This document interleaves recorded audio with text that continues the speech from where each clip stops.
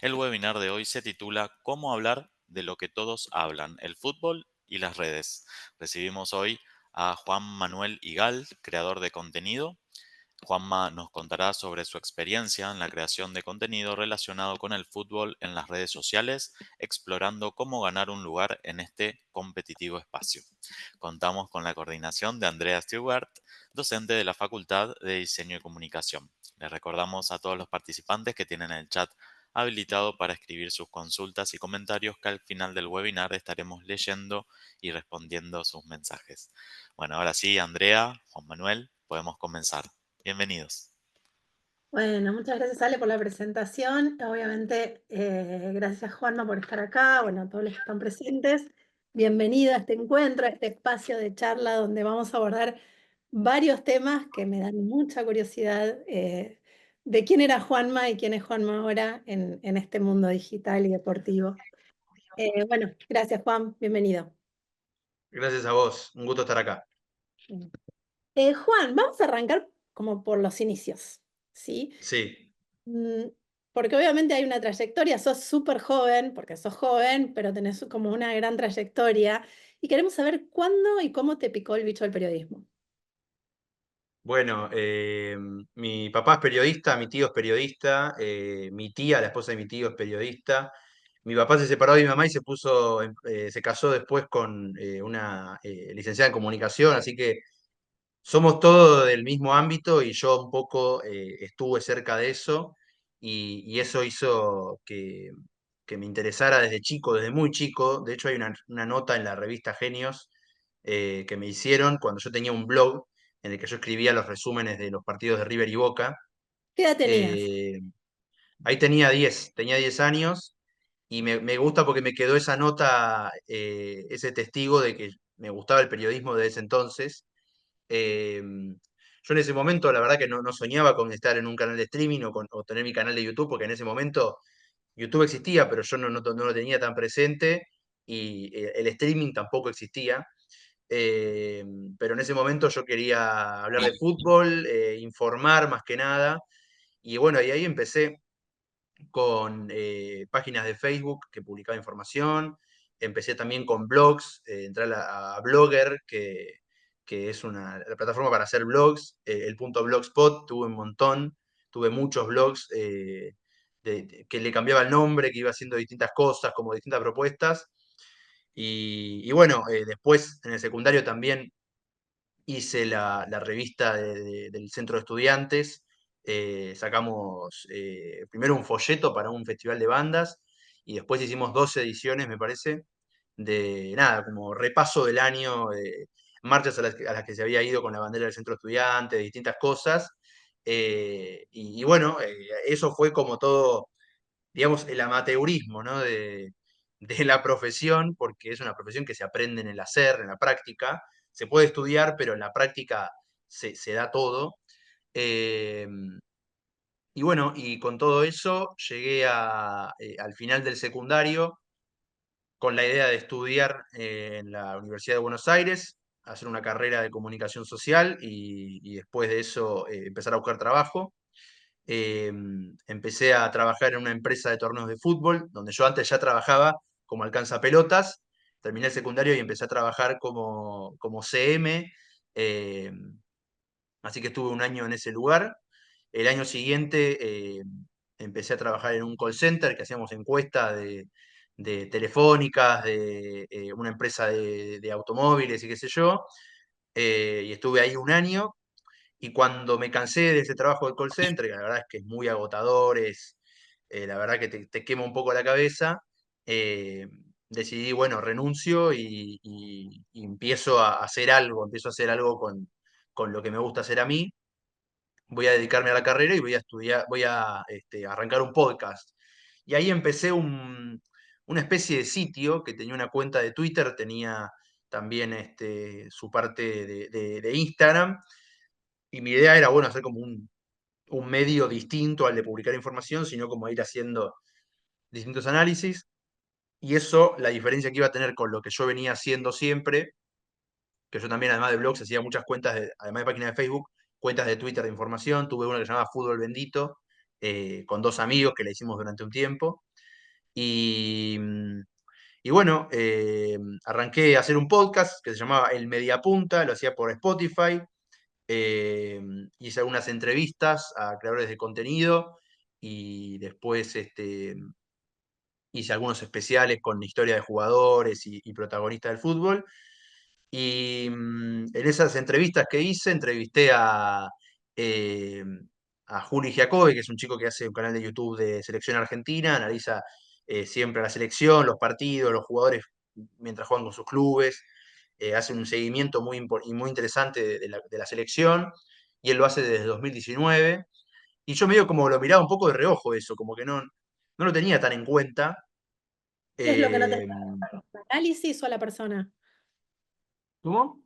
¿Qué es lo que no tenías en cuenta? ¿El tipo de análisis No, o creador de el contenido? mundo, el mundo audiovisual no tenía en cuenta. Yo no consumía YouTube, yo no sabía descargar un video de YouTube, no sabía editar nada, o sea, pero no editar de, bueno, corto esto para que no quede en silencio. No, no, yo sabía hacer un in-out, o sea, cortar antes y cortar después para subirlo a algún lado.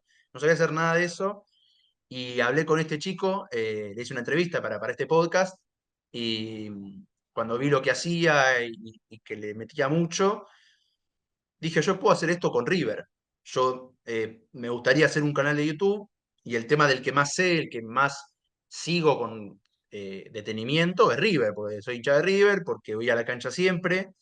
Entonces, bueno, creo que fue el 27 de junio que subí el primer video y ahí empecé a hacer una cobertura de lo que era River, de se fue tal jugador, cómo lo podemos reemplazar, cuánta plata nos deja este jugador, por qué este está jugando mal. En su momento, el canal tuvo creo que 3 meses de no ningún partido, porque fue la pandemia y el fútbol argentino paró en marzo y volvió en septiembre.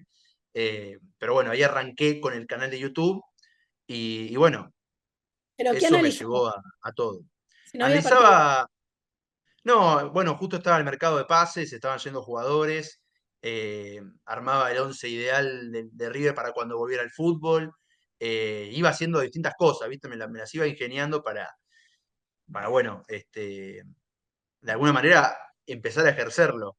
Y el hecho de que no hubiera fútbol estaba bueno, porque, digamos, tenía que buscar contenido, contenido, contenido, y eso me quedó la gimnasia para después, cuando ya hubiera fútbol, además de hablar de los partidos, hablar de otras cosas. Y bueno, y ahí empecé y el resto es historia, dicen. Pero bueno, tampoco que hay tanta historia, ¿no? Fue hace ya 5 años. Ahora dentro de poco cumple 5 años mi canal de YouTube. eh, pero bueno, la verdad que eso fue lo primero que hice en frente a cámara. Yo no sabía hablar frente a cámara. De hecho, el primer video, no sé cuántos minutos dura, pero el crudo era como 1 hora, porque tardaba muchísimo y si lo ven el video es malísimo, es muy malo, o sea, tarda un montón en hablar de los partidos, pero bueno, por algún lado se empieza y ahí arranqué eh, y ahí, nada, también con eso aprendí que es mejor un video publicado que un video perfecto. Es mejor hacer las cosas y subirlas y empezar a hacer algo que preocuparse porque salga bien, porque convenza, porque eh, esté bien hecho, esté bien editado. Ese video me lo editó un amigo que estudiaba cine, yo era el único que conocía que podría llegar a editar y me acuerdo que se lo pasé como al mediodía, me lo dio a la noche, como que tardó un montón en editarlo y yo ahí me dio mucho más miedo de la edición porque dije, bueno, esto tarda un montón, es muchísimo Era tiempo. el primero, el primer video. El primer video, sí. A ver, voy a Eh, compartir esto que estamos hablando, que está acá, que lo sí, podemos ver. Acá sería más antiguos. No, ese, estamos 26 minutos. Ahí está. hace 4 años. Hace 4 años fue. Y 26 minutos, claro, un montón. Igual, claro, lo que pasa es que tiene mucha edición. Si vos te pones a mirar, vos hablás, mostrás Sí, videos, es un laburo que quien lo compaginó lo tuvo que hacer. Hoy en día, que me imagino estás más canchero, lo sabés. Y aparte, me imagino que tuviste que ir buscando material, se le pasaste todo. yo le pasé todo y incluso le pasé qué cosas tenía que cortar. Le pasé, bueno, cortar de acá a acá, de acá a acá. O sea, era muy difícil, muy complejo. Y cuando le dije, che, hice otro video, me dijo, mirá, yo no te lo puedo hacer, o sea, yo soy Claro, muy no. quisquilloso, no puedo editarte un video y pasar todo el día editando un video. Eh, y bueno, y ahí empecé a hacerlo yo. Eh, y al principio cortaba bastante y después adquirí un estilo que yo en YouTube, la gente que lo ve lo sabe, arranca el video y termina el video y no hay pausa en ningún momento. Hay momentos en los que yo hago así y eso queda. Es como si fuera un recorte de un stream, o sea, arranca y termina, porque me gusta hacer eso, me gusta que sea como un espacio de, bueno, abrí la cámara, aprendí y arranqué y lo subí. Este, ¿Y cuánto pero duran bueno, tus videos ya. ahora? Perdón, la ¿Cómo? interrupción. ¿Cuánto duran tus videos ahora? Y tardo que duren entre 10 y 15 minutos. A veces se me va, a veces si River, por ejemplo, pierde un partido importante y me puedo llegar a estirar a 25. Creo que el año pasado me pasó con alguno. Este, pero no, entre 10 y 15 minutos es lo ideal, eh, porque yo creo que ahí se concentra bastante, digamos, todo lo que puedo pensar. Pero bueno, ahí arranqué. También, además de a Juli, yo veía como referencia a un canal de YouTube que se llama La Media Inglesa, que es un canal de España que hablan de fútbol inglés, que no es un canal de YouTube de dos amigos que están en una casa, tienen una redacción, tienen un estudio, tienen muchos equipos, digamos, es un medio de comunicación que empezó como una web, después hicieron un canal de YouTube y después se transformaron en un medio hecho y derecho, con una redacción, con un equipo, con distintos roles. Y eso, ellos también eran como una referencia, porque yo la verdad que yo no consumía YouTube. Entonces, en ese sentido, veía el espejo en ellos. Y, y bueno, algo que escuché en el canal de YouTube de ellos, o no me acuerdo si fue en una entrevista a uno de los que integra el equipo, eh, decía que en el mundo del periodismo y de la comunicación, hoy sobre todo, algo que es un concepto que la verdad no solo no envejeció, sino que es cada vez más vigente, que es como un rompecabezas. Vos en un rompecabezas podés poner una pieza donde no hay nada, pero no podés poner una pieza donde ya hay algo. Y eso se traduce a que siempre hay que hacer un contenido que sea distinto a lo que ya hay. Porque si no es muy difícil destacarse y aparecer. Entonces hay que hacer algo que nadie más haga, o si hay algo que está haciendo otra gente, tiene que tener un diferencial, tiene que tener un valor agregado que le puede dar la persona que lo haga. Pero eso yo lo escuchaba en la pandemia, que estaba recién arrancando a aparecer más canales de YouTube. Ya había bastantes, pero estaban recién arrancando.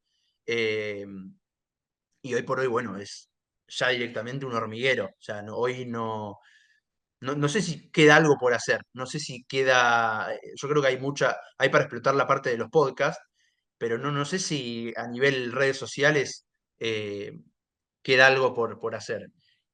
Porque ya medio que hay de todo y hay mucha gente haciendo contenido. Y hoy por hoy es muy complicado meterse y hacerlo y destacar, porque hoy por hoy, a diferencia de lo que era el periodismo en los 90 o incluso en los 2000, eh, antes vos para ejercerlo tenías que ir a una radio, a un diario, a un portal en los últimos años, y buscar laburo, mandar un CV. Hoy por hoy, periodismo puedes hacer desde tu celular, desde tu computadora, digamos, lo difícil es monetizarlo y lo difícil también es destacar y llegar a otra gente. Pero el ejercerlo, a ver, yo arranqué justo en esto que digo del amateurismo del contenido. eh, yo tuve bastantes herramientas, tuve el blog, tuve Twitter, tuve Facebook, pero lo que hay ahora para hacer es eh, enorme, unas posibilidades muy grandes para hacer contenido.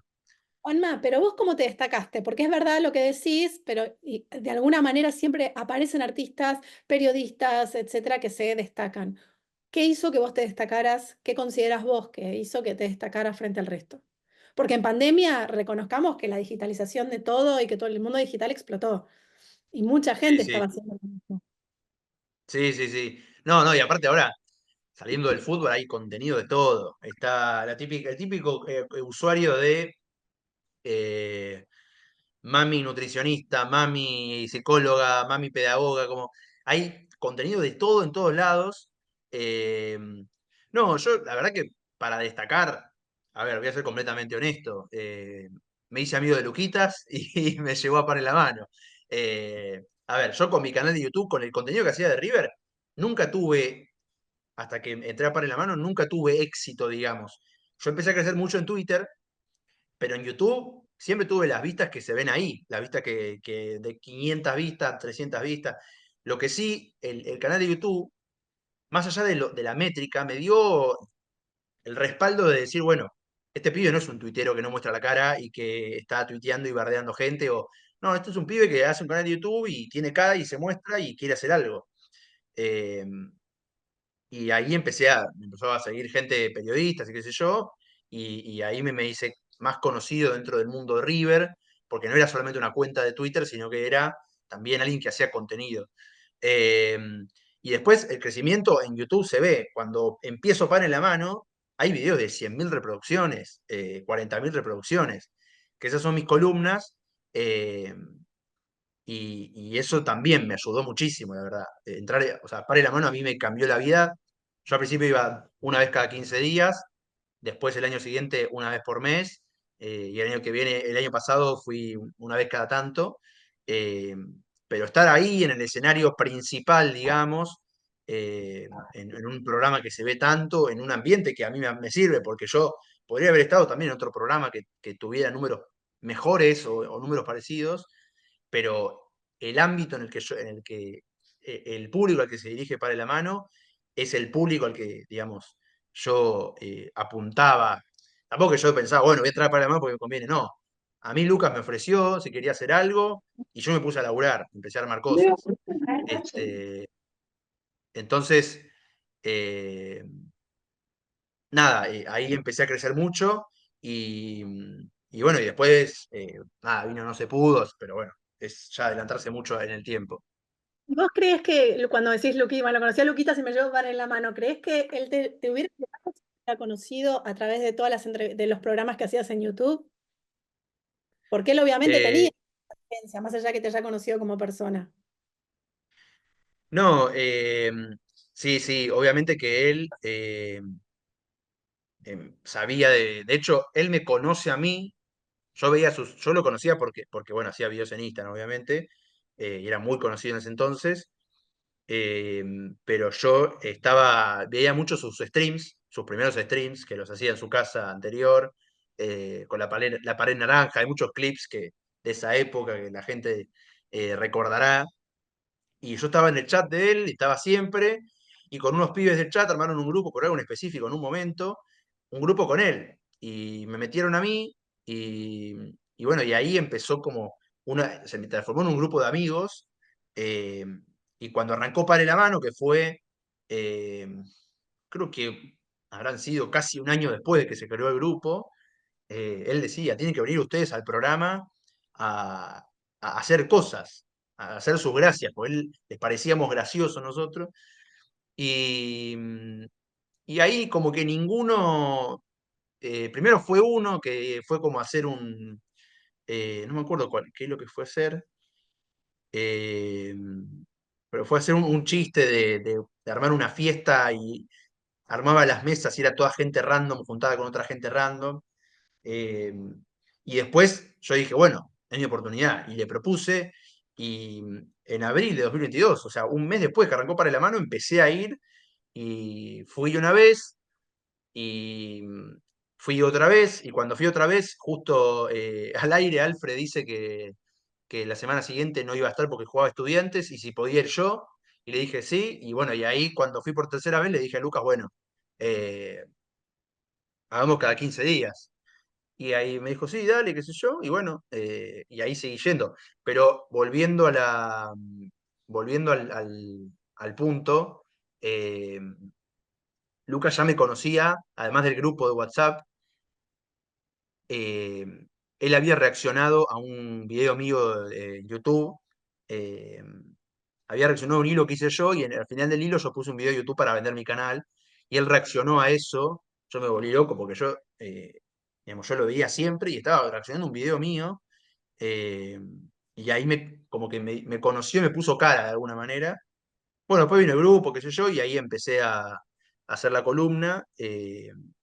Y bueno, y eso fue digamos, mi primera práctica en un medio tan grande, ¿no? En un lugar con tanta audiencia, porque no, yo hacía los videos, pero no me veía tanta gente. Me veía gente, pero era acotado, ya me estaba acostumbrando a esa cantidad de gente, y después, bueno, entrar ahí y ver tanta gente viéndolo en vivo y después en diferido, y leer los comentarios y leer mensajes en Twitter de gente que capaz no le gusta tu columna y todo, eh, y eso empezó el crecimiento, digamos.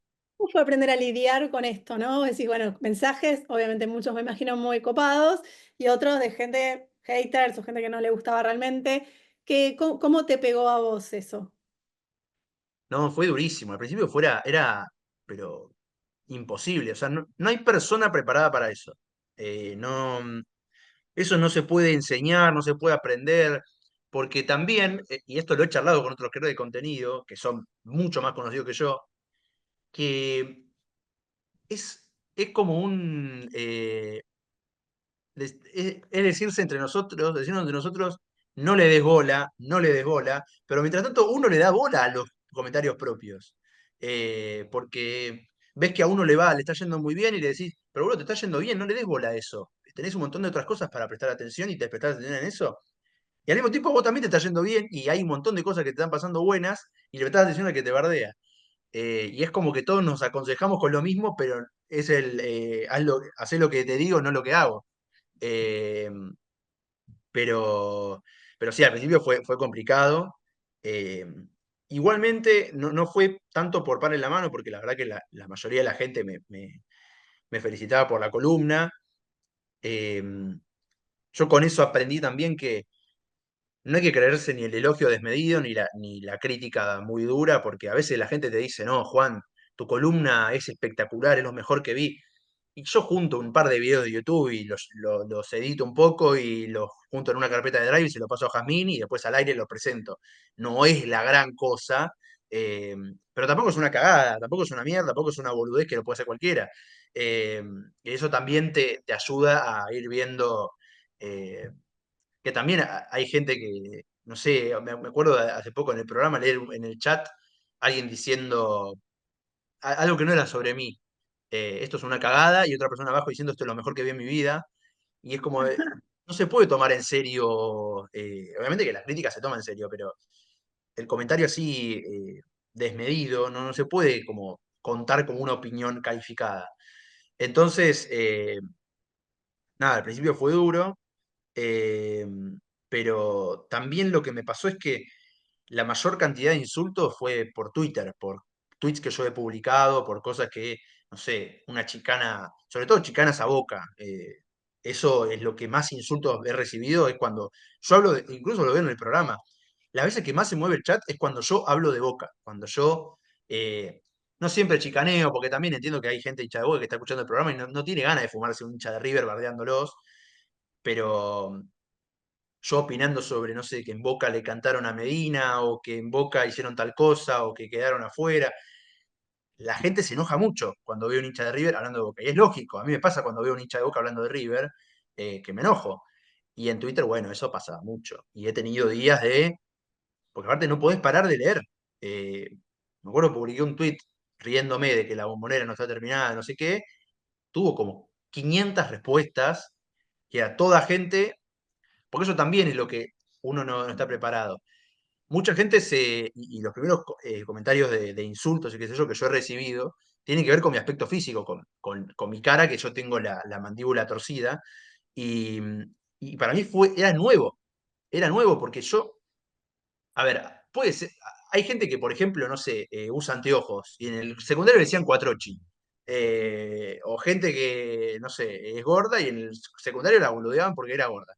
Y con eso te va curtiendo y vos cuando alguien te dice gordo, después de que 15 años te dijeron gordo, bueno, más o menos te lo bancás. Yo, en cambio, en el secundario jamás me habían hecho un comentario, o en el primario, nunca me habían hecho un comentario con eso. Nunca nadie me había hecho un comentario con eso. Entonces, para mí era muy nuevo. Era como, pará, ¿qué te pasa? O sea, ¿por qué? Eh, y eso me costó, no porque me acomplejara a mí, porque a mí no me acompleja, es algo que lo tengo recontra asumido, eh, pero es como un insulto muy, muy violento y aparte lo que tiene eso es que no hay, la persona que dice eso no paga ninguna consecuencia. Yo digo algo al aire o lo digo en Twitter y me bardea un montón de gente y capaz tengo algún quilombo con alguien, y esa gente te bardea, listo, sigue con su día. No, aparte está por fuera de tu trabajo y el rol que estás ocupando. Es un bardeo Sí, por sí, bardeo. sí, sí, obviamente, obviamente. Eh, y después, bueno, ya empecé, o sea, hoy por hoy el único insulto que me duele es el del trabajo, justamente. El de, no sé, hay gente muy, muy mala que comentan en el chat o en los comentarios del programa subido después, que me saquen del programa. Y eso es como, o sea, ¿por qué? ¿Por qué tanto? Y, ¿Cómo aprendiste a lidiar con los comentarios? ¿cómo? ¿Cómo aprendiste a lidiar con todos esos comentarios? Y un poco es por repetición. Es como, ahora me está pasando algo, por ejemplo, yo no soy consciente cuando bajo del colectivo. Estoy tanto del colectivo que no soy consciente de cuándo me bajo y cuándo me subo, como que lo hago en automático, sin pensar. Y un poco es eso, cuando vos haces algo tantas veces o lees algo tantas veces, ya está, no hace efecto. Cuando te dicen 300 veces que tenés la cara torcida, a la vez 301 ya está, como que no lo procesás directamente. Pero bueno, es parte es la parte mala, porque la verdad es que hay un montón de otras cosas que son maravillosas. Ahora estoy trabajando en un programa de radio, tengo otro trabajo que manejo las redes sociales de Cenital, eh, y son dos trabajos que yo cuando era más chico eran soñados, digamos. Obviamente que ahora que soy más grande, no digo esto es un sueño, pero es espectacular. O sea, yo tengo una vida increíble, y me divierto mucho y la paso bien. Y los fines de semana tengo cosas para hacer, y estoy de novio hace como un año y medio. Entonces, mi vida es muy buena y cuando veo esas cosas, hay días que me agarra más cruzado y leo un comentario así y me da bronca, pero por lo general pongo en la balanza, que hoy por hoy hay pocas cosas que mejorar en mi vida y eso lo logré con el trabajo que hago. No, ¿vos imaginabas cuando eras más chico que podías llegar a estar en un lugar como el de ahora? Eh, no, justamente, te decía al principio que tengo bastantes familiares del mundo del periodismo y, y eso lleva a que, bueno, mi viejo, por ejemplo, se juntaba muchas veces con amigos periodistas, colegas, qué sé yo le he acompañado a alguna manifestación del sindicato, no sé qué, y siempre, desde mi viejo hasta su último conocido, todos me decían que no estudie periodismo. Todos me decían, no estudies periodismo, te vas a cagar de hambre, no te metas en esto, eh, es muy complicado, es una cagada. Y la verdad es que cuando me decían todo eso, a mí me daba más ganas de meterme, y lo terminé haciendo. Me acuerdo que, no me acuerdo exactamente el año, pero cuando cerró, creo que era Diarios y Noticias, la agencia de periodismo, de noticias, eh, me acuerdo que mi viejo me dijo, estás a tiempo de cambiarte de carrera, porque en ese momento estaba todo muy complicado, había muchos despidos, había medios que estaban cerrando, y, y yo, medio de adolescente ingenuo, dije, bueno, vamos para adelante igual, o sea, lo voy a hacer igual y yo quiero estudiar esto porque es lo que me gusta, no me gusta otra cosa. No me gustaba otra cosa. Tal vez, viéndolo para atrás, podría haber estudiado otra cosa, y dedicarme al periodismo igual, porque hay periodistas que estudiaron otra cosa. Pero yo no me veía en otro lugar. Es como, para mí era como cambiarse, o sea, no tanto, pero cambiar de club. O sea, de un momento a otro pasar de ser de River a ser, no sé, de San Lorenzo. No lo veía como una posibilidad. Eh, Entonces cuando era chico no sé, yo capaz me veía escribiendo no sé, en Olé, ponele, o en un programa de radio informativo, pero hoy por hoy el programa en el que estoy es ideal, o sea, es charlar de fútbol, eh, pero no de los partidos o analizar los partidos. Charlamos de fútbol a nuestra manera, hacemos informes de lo que nos interesa, tratamos de ver cosas graciosas, entretenidas, divertidas, pero respondiendo a tu pregunta, no me veía en ese momento trabajando en un programa de radio tan visto, porque en ese, o sea, no, es algo que a mí me sorprende, o sea, que nos vea tanta gente es muy fuerte, todos los días. Igual está claro que cambiaron las tecnologías. Imagino a tu viejo cuando te decía eso, no existía, porque fíjate lo que vos dijiste recién, un programa de radio tan visto. Cuando tu viejo era más joven, el programa de radio solo se escuchaba, no se veía. Entonces ya Claro. hay un cambio de paradigma absoluto en la cantidad de oferta de posibilidades que vos tuviste, que supongo que tu viejo, sus amigos y todos no las tuvieron. Y otra pregunta que te quería hacer, ¿crees que si no hubieras sido tan fanático de River, hubieras desarrollado igual tu camino? Eh, no, creo que no, porque es mi tema, digamos, es mi principal vertical, no solo en el trabajo y en lo que hago en redes, sino también en mi vida. O sea, River trascendió, o sea, junto con mi familia, lo único que se mantuvo durante toda mi vida fue River. Eh, y siempre fue como algo que estaba siempre ahí. Y al mismo tiempo es lo que hoy me caracteriza. O sea, mucha gente que también me quiero despegar de eso porque te limita, pero, pero la gente me vincula con River y pierde River y la gente en el chat del programa pone, no, a ver, que hable Igal, que los bardea a los jugadores. No creo que, yo creo que hubiese sido muy difícil porque todos los otros, a mí me gusta el fútbol, o sea, todos los otros temas del fútbol los conozco y me gusta ver otros partidos, pero me quedan más lejos. River, en cambio, es algo que yo consumo, todos los partidos los veo enteros, desde que empieza hasta que termina, casi sin usar el celular. Obviamente que lo comento en Twitter, pero otros partidos, es muy difícil que yo me siente y vea un partido de 0 a 90 sin mirar el celular.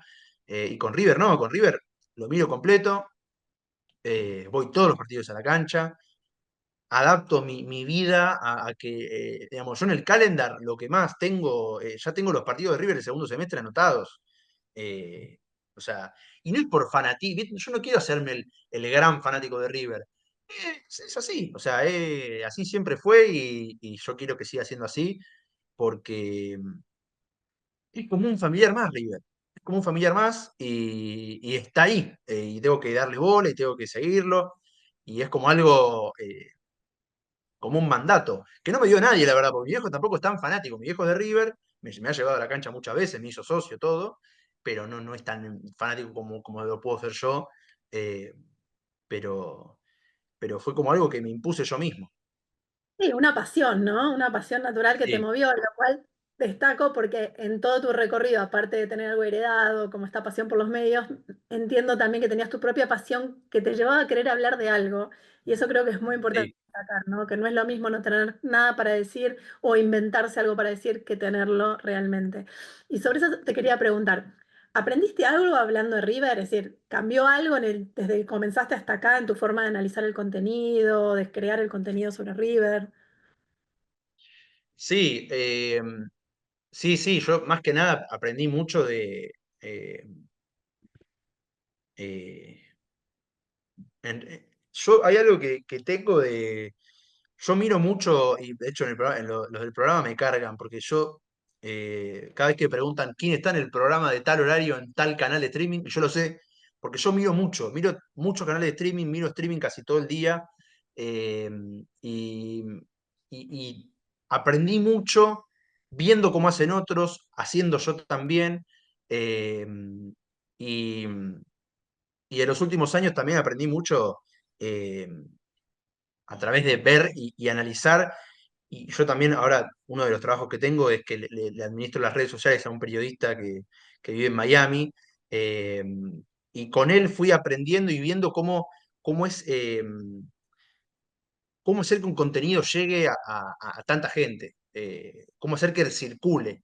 Es una lógica que a mí no me gusta mucho que exista en el mundo, pero es la lógica que está impuesta, que es que el contenido no tiene que estar tan bueno, ni tiene que ser tan elaborado, tiene que circular, básicamente, tiene que ser circulable, tiene que estar presentable, tiene que estar bien hecho, tiene que escucharse más o menos bien, eh, o puede estar mal hecho, puede estar mal editado y ser gracioso, pero lo importante es que sea un contenido que yo pueda ver los 15, entre 15 y un minuto, 15 segundos y un minuto que dura, y seguir viendo videos. Eso es lo que premia la plataforma. eh, y eso es lo que a mí me costó mucho aprenderlo, porque yo durante mucho tiempo hacía también un poco, mi canal de YouTube mantiene el espíritu de que yo ahí hago lo que yo quiero hacer. No intento hacer cosas para que lo vea mucha gente. Obviamente que me importa que lo vea gente y de hecho justo en este momento estoy muy obsesionado con las métricas, especialmente el programa, pero eh, también con ¿En mi cuál canal. de los programas? Perdón. Porque vos estás en Para la Mano, estás en Vorterix, en No se pudo, ¿no? No se pudo, sí, sí. Ok. Presto mucha atención a cuánta gente hay viéndolo en vivo, cuánta gente ve el on demand, por una cuestión de decir, uy, a ver cuánta gente nos ve poca gente, nos ve mucha. No, porque me gusta estar al tanto, me gusta verlo y saber más o menos cuántos se están viendo. De hecho, hay días que antes de irme a dormir, entro a YouTube, veo cuántos views tiene el video mío que subí y el video del programa completo, y ahí bloqueo el celular y me voy a dormir. Eh, pero también aprendí que en YouTube cómo hacer los videos. Un video con una buena miniatura y un buen título, eso le va a ir mejor, le va a ir muy bien, eh, salvo que sea una bomba. Por ejemplo, voy a poner un ejemplo. Hace unos días, Kike Wolf eh, le hizo una entrevista a Messi, y esa entrevista tiene como 1.700.000, no sé ahora cuántos tiene, debe tener casi 2 millones de reproducciones.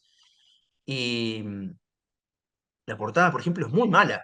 Es un fondo blanco con las letras de Messi en rosa muy claro. O sea, no se llega a ver qué dice Lionel Messi. Y aún así tiene 1.700.000 reproducciones.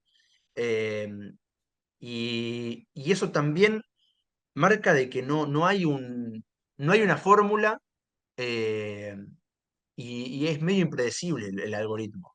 Porque, a ver, es Messi. Una nota con Messi va a rendir sí o sí. Pero al mismo tiempo, hay videos que no son tan buenos y que uno le puede acomodar para que los vea mucha gente. Eh, entonces, nada, esas cosas son, la verdad que entre azarosas y también predecibles, pero todo eso uno lo aprende en el hacer.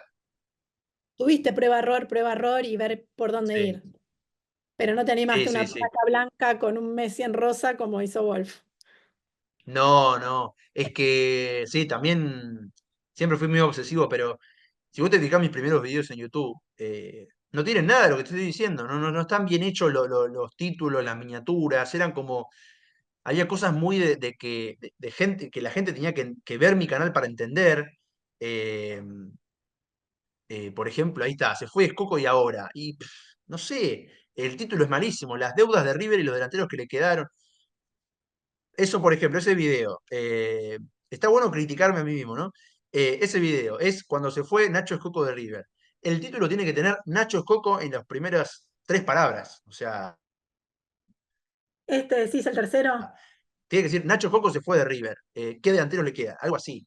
Eh, es- eso es clave. O sea, que esté A ver, el. ¿qué diferencia ahora? Hagamos un análisis, ¿no? Vos me decís, tiene que decir Sí, esto y esto. ¿Por qué tiene que decir lo que decís y por qué no lo que decía? porque. Porque porque yo lo pensaba desde, bueno, la gente entra a mi canal y ve esto.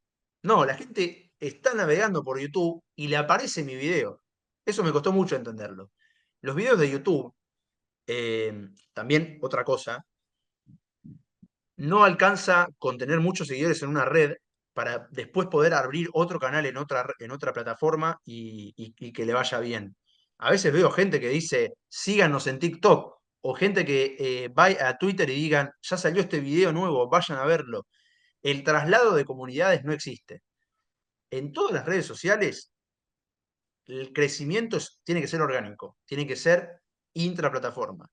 Entonces, vos en YouTube, tu video aparece en el inicio de las personas o cuando están viendo un video en el costado. Entonces, cuando esa persona ve el video, no va a ver el título completo, va a ver las primeras palabras y va a ver la miniatura. Eh, entonces, no sé, por ejemplo, eh, O decime si bajo. ¿Sigo bajando o subo? sí, sí, a ver, el de Quintero a River, el Quintero, los mejores momentos de Juanfer Quintero, ahí un poco más arriba, los mejores momentos de Juanfer Quintero en River, ese título está bien, la miniatura al menos está tan bien, porque se estaba yendo ahí Juanfer. eh, Tiene pocas views porque yo en ese momento no era conocido, digamos, no era un canal que le fuera tan bien. Igual está buenísimo ver cómo fue cambiando esto que hablábamos, ¿no? Sí, De cuando sí, obvio. empezaste a hoy, que ahí es cuando lo vemos acá, ¿no? En inicio, con todas las visualizaciones, obviamente Sí, las reproducciones y también las portadas, las pantallas, todo sí. muy, muy Bueno, potente. eso también cambia mucho. Yo las miniaturas contraté un diseñador gráfico que hace las miniaturas. eh, y eso cambia mucho. Ahí, por ejemplo, yo lo que hago en mi inicio de YouTube, tengo varias listas de reproducción, que son mis videos, son los programas de No Se Pudo, también hay columnas mías, y para la mano también columnas mías. Entonces ahí queda como si fuera todos videos que subí yo. eh, y bueno, y ahí también es clave, ¿no? Los videos que sean con los títulos bien claros, que se hable de un tema en específico. Por más de que después en el video se hablan de otros temas también, eh, es como algo que tiene que ser algo muy concreto. Eh, Sí, esto lo que vos decías, no como sé la miniatura impactante con algún tip sí, que enganche y que empezar a tener ahí mayor cantidad de visualizaciones. Juan, totalmente. ¿y hablas de Sí, otra cosa que no sea de River? Digamos, ¿cómo, ¿te cómo, gusta perdón? hablar de otra cosa que no sea de River cuando hablas de fútbol? Sí, me gustan las historias mínimas, me gustan las curiosidades, las historias graciosas que hay del fútbol, que son un montón. Eh, pero también me gusta mucho hablar de algo que a nadie le interesa, que es los medios, todo esto del streaming, ¿no? Esos temas me gustan. Tengo un amigo con el que me junto y hablamos de eso, pero pues yo no podría hacer un podcast o un contenido sobre el streaming, porque a nadie, o sea, no sé si a alguien le importa o le interesa escuchar, bueno, mirá, en esta miniatura de Olga hicieron bien esto porque nada, son cosas que son más internas de la gente que trabaja en los medios. Es algo que a mí me interesó siempre. O sea, y de hecho yo la carrera la sigo haciendo muy de a poco, porque siempre, digamos, he tenido, por suerte, trabajo y no me dejaba tanto tiempo para hacer la carrera al mismo tiempo, porque aparte la facultad me queda lejos de mi casa. eh, pero la carrera la sigo haciendo y la carrera me da un marco teórico de decir, bueno, hacemos este contenido, qué hacen otros canales, por qué hacen esto, qué cosas crean, qué cosas hacen. Y a mí me gusta mucho prestar atención a esas cosas, pero digamos, es algo que tampoco tengo por qué transformar todo a contenido, ¿no? Pero es algo que yo no podría trasladarlo al contenido porque tampoco me interesa tanto hablar de otros canales, porque también los canales donde yo participo tienen cosas que se le pueden mejorar y otro podría criticarlos, eh, pero, pero bueno, eso sí, el streaming y música, pero la música tampoco es que puedo hablar tanto de música, no me siento tan capacitado. ¿Y qué consejos, hablando de esto del streaming, si tenemos acá a alguien que está mirando y quiere conocer y decir, bueno, cuáles son los tips para que yo haga un streaming y más o menos funcione? No digamos que sea una genialidad, sabemos que esas cosas no son magia, pero sí, ¿qué le dirías? No, le diría que hoy por hoy voy a ser muy pesimista con esto, pero hoy por hoy no funcionaría ningún. A ver, un canal de streaming nuevo para mí no funciona. No tiene lugar. Yo creo que la estructura de los canales de streaming ya está armada con los 10, 12 canales que ya existen. Después, bueno, puede aparecer alguno que tenga figuras rutilantes, pero armar un canal de streaming con gente que no es conocida es muy difícil que le vaya bien. A ver, que tenga números para que pueda eh, sostenerse a sí mismo, ¿no? Digo, no me para mí, que le vaya bien no es solamente que sea Olga Ulusu o Vorterix. Para que le vaya bien quiere decir que la gente que lo hace es feliz, que le gusta cómo sale, que al mismo tiempo reciben dinero para hacerlo, por hacerlo, o que por lo menos pueden bancar los costos que tiene hacerlo, porque la verdad que es costoso. No es que agarrar un micrófono o una cámara y listo, no. Para que esté bueno tiene que verse bien y para eso hay que crear un estudio, al crear un estudio sale plata. También el tiempo de cada uno es muy valioso y no vuelve, es algo que no se recupera. Eh, pero para que le vaya bien y para que tenga un crecimiento, primero que nada tiene que haber un acercamiento con una persona que ya tenga cierta popularidad, puede ser a través de la entrevista, puede ser a través de invitarlo a un programa y hacerlo parte. Eh, Tiene que estar muy aceitado el tema de los clips, o sea, un buen streaming eh, es más grande fuera del vivo que en el vivo mismo, o sea, por lo general los clips, los videos on demand se ven más que el programa en vivo. eh, y después, bueno, hacer algo auténtico, hacer algo que realmente le interese al que lo hace, porque si no se nota mucho que están buscando de alguna manera pegarla, y eso por lo general no es un buen camino a seguir.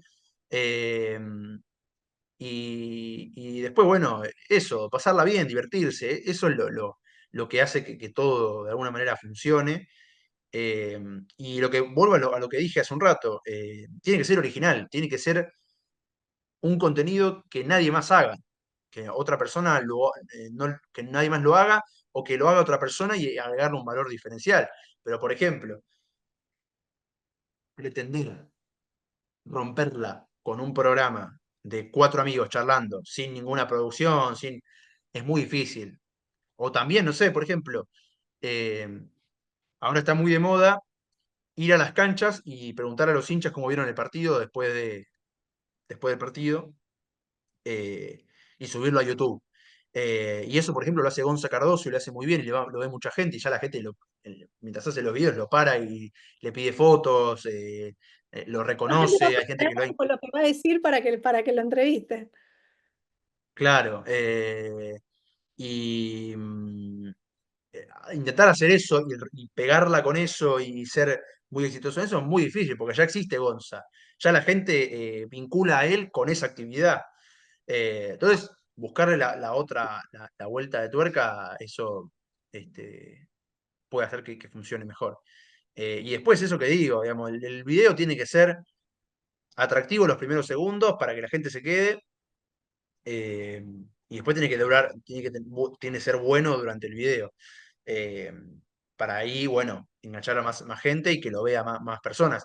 En cualquier plataforma, en definitiva, hay que apuntar a que el usuario se quede más tiempo en la plataforma y así la plataforma misma te va a hacer que tu video te vaya mejor. Eso es clave en cualquiera, en YouTube, en Instagram, en Twitch, en TikTok sobre todo, en Twitter. eh, Esa es la clave, que la gente se quede más tiempo en la plataforma. Ana, ¿qué proyectos te ilusionan a futuro? Bueno, sin dudas el programa es eh, el gran proyecto que todavía no explotó de todo su potencial, porque recién vamos 3 meses, 4 meses de estar todos los días y, y hay muchas cosas para hacer, tenemos ganas de hacer viajes, tenemos ganas de hacer vlogs en distintas canchas, eh, tenemos ganas de hacer juegos importantes con invitados. Todavía hay mucho para hacer y todavía queda mucho año por delante y eso está buenísimo. Quiero hacer también en mi canal de YouTube algunos ciclos de entrevistas, algunos podcasts de debates. eh, quiero explotar un poco esa faceta de host, de presentador, de lo que sea. Eh, y bueno, eso, básicamente no. Yo antes, cuando estaba con el canal, tenía mucho en vistas el futuro laboral, digamos. Y hoy por hoy estoy más estable y me fijo más en las cosas que hay y me ilusiono con eso. Pero tengo proyectos en mente y bueno, este año, por ejemplo, hay elecciones en River, quiero entrevistar a los candidatos. eh, Así que nada, es un año que todavía eh, está en pañales y queda mucho por hacer. Y esas entrevistas a los candidatos de River serían desde el programa, por ejemplo, desde ay, se me fue el nombre del de Vorterix, No se No pudo, sé, no sé. serían desde No, YouTube. no. No, lo haría en mi canal de YouTube. Lo haría en mi canal de YouTube, que es donde hago contenido de River, básicamente, y hacerlo ahí. Porque es algo más para el nicho de River, ¿viste? Como algo más para la gente que va a votar o la gente que le interesa cómo salen las elecciones. Y si tuvieras que hacer un resumen de, en relación al aprendizaje que tuviste todos estos años, ¿qué te dirías a vos al momento de que arrancabas con todo esto? Uf, no, yo la verdad es que me diría a mí mismo que haga que siga mi intuición, porque yo no sabía nada y fui intuyendo por dónde iba la mano. eh, y también, bueno, el hecho de ser canadura y el hecho de no tener vergüenza, creo que eso fue importantísimo, porque yo capaz en otra época me hubiese dado vergüenza decirle a Lupita, che, puedo ir cada 15 días o puedo hacer la columna del programa. Eh, y también, nada, no tengo mucho tampoco para decirle porque yo en ese momento no, al no ser consciente de lo que implicaba todo, no tenía miedo a nada y como que no era tan consciente de que iba para adelante en un sentido. Eh, y nada, seguir la intuición y hacer las cosas, aunque no estuvieran perfectas, ir para adelante y seguir. eh, Nada, eso me ayudó mucho. Eh, y lo que sí le diría, por ejemplo, eh, a un Juan que estuvo un día hasta las 8 de la mañana editando un video, le diría, la verdad, ¿sabés que va a valer la pena? Porque hubo una noche que yo me quedé una vez editando un video hasta las 8 de la mañana, tuve toda la madrugada editándolo, creo que fue el primer video que edité. eh, y cuando terminó dije, esto capaz que no me sirve de nada, o sea, es como un desperdicio, ¿viste? Y no, la verdad que valió la pena. Valió la pena porque con eso aprendí y lo hice. Por más que el video no le fue bien, bueno, algo me dejó. Así que Bueno, eso, que es siga la más intuición y que lo siga haciendo. agradecimiento. Perdón, te ¿Cómo? interrumpí. No, ¿qué decías vos? No, no, eso, como seguir la intuición y seguir para adelante y trabajar mucho. Eso es lo que siempre hice y si vuelvo para atrás me diría exactamente eso. No, por eso te escuchaba y digo, quizás hasta es un agradecimiento, una palmadita en la espalda, vas bien, vas Claro, bien. O que iba por ahí. exactamente. ¿Vos creés que ese Juan que escribía la revista para el centro de estudiantes se imaginó llegar a este punto? No, no, no, no, de hecho yo pensaba en ser, porque de hecho hice la revista y al mismo tiempo yo era el CM del Centro de Estudiantes y yo me veía en una carrera de ser CM de instituciones y demás. Hoy por hoy soy CM de Cenital, pero mi mayor deseo y mi mayor impulso pasa por la radio y por poner la cara y por mostrar que yo estoy haciendo tal cosa. En Cenital, por ejemplo, yo publico y la gente no sabe que soy yo el que está publicando. Y de hecho mucha gente se sorprende como, ¿trabajás en Cenital? No sabía. Eh, pero bueno, la verdad que no me imaginaba y no me imaginaba poniendo la cara a todo. Me da mucha vergüenza hacer videos, mostrar la cara, entonces no me lo imaginaba. ¿Te ayudó la pandemia? La pandemia me cambió la vida a mí, la verdad que me cambió la vida. Yo aparte justo empecé terapia en enero del 2020 eh, y todo este crecimiento se dio en paralelo a un proceso de análisis que me ayudó mucho. O sea, una cosa, o sea, no hubiese podido crecer tanto si no hubiese sido por eso. Eh, y sin dudas que la pandemia me ayudó muchísimo, porque yo tampoco conocía el stream, por ejemplo, que fue otra parte importante, ¿no? Yo también streameé mucho, hoy por hoy ya no streameo tanto, pero en paralelo a YouTube, que en YouTube también he streameado, tenía un programa todos los lunes sobre River, mi canal, yo solo, eh, pero sí, yo en abril, por ejemplo, del 2020, vi un stream de Coscu, y yo no sabía quién era Coscu, y había todo un mundo ahí, y ahí empezó el stream, y sí, la verdad que sí, la pandemia, yo sé que para muchísima gente fue traumática, fue complicada, hubo gente que perdió familiares, eh, pero yo desde con todo el respeto del mundo, a mí me cambió la vida, y justo en ese momento, yo estaba mucho en mi casa, pasaba mucho tiempo en mi casa, y a mí me gustaba ver que de repente todo el mundo estaba en la casa, o sea, lo mismo que decía yo. Y con eso yo despegué y fui para afuera, salí para afuera, y, y en ese sentido para mí fue muy importante y muy positiva. También he sufrido cosas de la pandemia, ¿no? Del agobio de estar en casa y qué sé yo, eh, pero la verdad que me ayudó muchísimo. Sí, le encontraste la vuelta y estás acá, ¿no? Estás acá hablando de todo, de Sí, todo. sí, Bueno, sí, ya se va terminando este ratito, creo que acá había una consulta. A ver, cuando sí, pasa el algoritmo y los tiempos de las redes para determinar los tiempos de un video, ¿qué dice? Perdón, no llego a entender. ¿Cuánto pesa el algoritmo y los sí. tiempos de las redes para determinar los tiempos de un video óptimos? Sí, el peso, te es una pregunta. Sí, no, importa muchísimo. Por ejemplo, en Instagram, yo escuché al CEO de Instagram contando que los videos que son más largos que 1 minuto y medio, no los muestra Instagram, no, no los circula, los muestra menos. Eh, y a veces haces un video un poco más largo y le puede ir bien igual, pero, pero eso también influye mucho.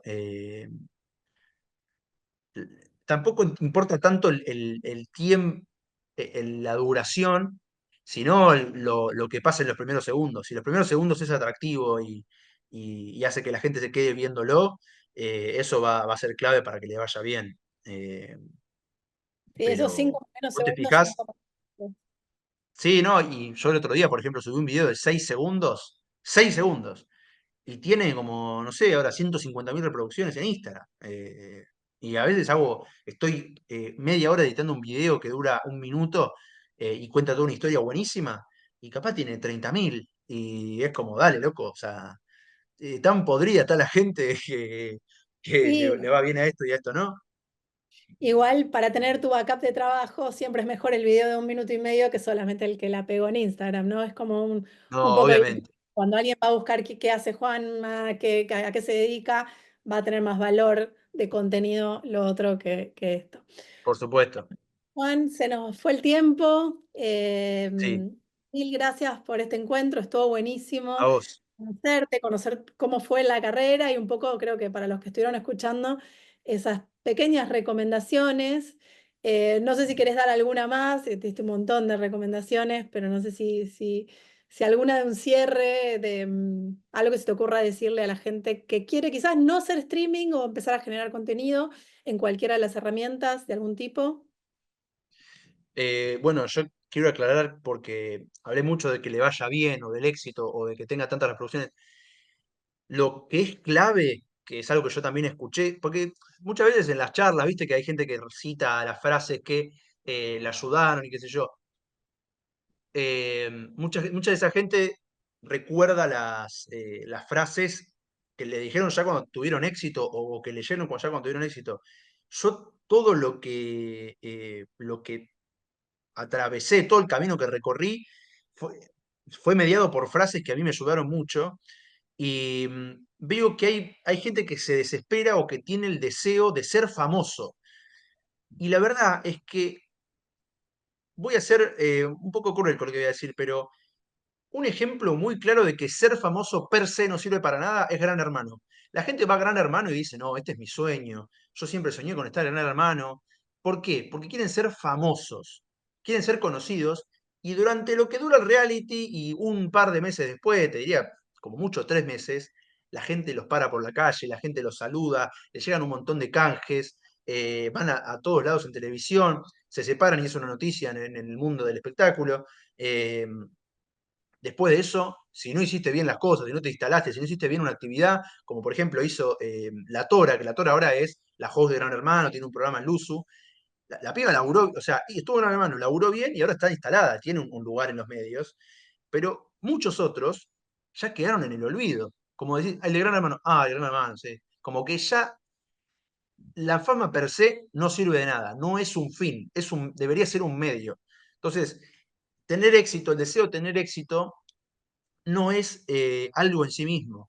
Uno no tiene que desear ser famoso, sino que esas cosas que hace le vayan bien para poder hacer lo que uno quiere hacer. O sea, yo hice todo esto no para ser conocido y para que la gente me salude de la calle, que es algo que, así como está el hate que viene por un lado, que es algo malo, el hecho de que haya gente que te pare por la calle, te saluda, te pide fotos, eso es maravilloso y es algo que yo no buscaba, yo no quería. De hecho, me da un poco de vergüenza e incluso a veces me agarra descolocado y yo no soy muy bueno para el cara a cara así casual, encontrarme con alguien en la calle y saludarlo. Eh, yo no buscaba eso. Yo lo que quería es que todo lo que yo hiciera fuera un currículum informal para que alguien lo viera y dijera, che, este pibe tiene que laburar acá, y eso me funcionó. Entonces, no hay que desesperarse, no hay que desanimarse, y hay que entender que eh, el ser conocido o el éxito o las buenas métricas no son un fin, sino que son un medio para llegar a otra cosa. Me encantó. Juanma, sos un capo. La verdad, te deseo muchos programas, Gracias, muchas gracias. notas, muchas entrevistas, todo lo que mejor haces que se siga como, que siga girando, porque un capo total y te agradezco un montón este encuentro que estuvo buenísimo. Nos Bueno, veremos muchas gracias, André. en otro encuentro más adelante. Dale, dale, nos vemos. Abrazo Bueno, para todos. gracias. Chao. Chau, gracias a todos. Muchísimas gracias. Gracias Juan Manuel, gracias Andrea. Un gusto acompañarlos en este webinar y a todos los espectadores que se sumaron y participaron. Les compartimos en el chat las redes sociales de la facultad y el link de canal de YouTube Conferencias DC, donde próximamente encontrarán la grabación de este encuentro. Muchas gracias y hasta la próxima.